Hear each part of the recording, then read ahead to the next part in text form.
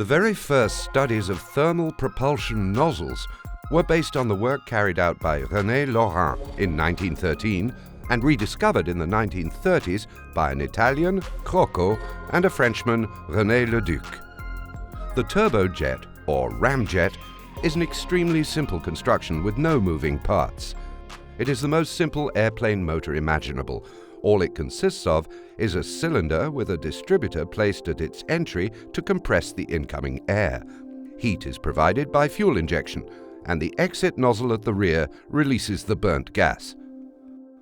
It has been used in several experimental aircraft, notably the Griffon and the Leduc series.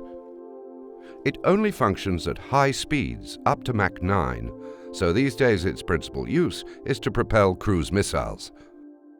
The ramjets developed by Smecma in the 1950s and 1960s were essentially made up of three parts. The central core contained the control instruments. The function of the pointed tip was to provoke shock recompression. The rear end held the injection and combustion systems.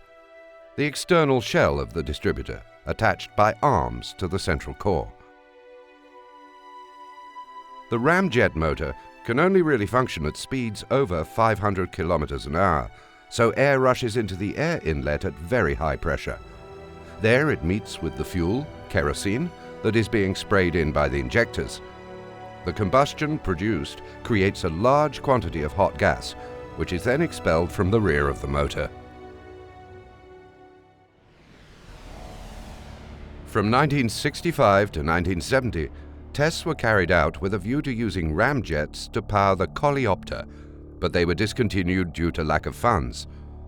It is worth noting that the specific fuel consumption of these motors is enormous, and this rules out their use for aeroplane propulsion.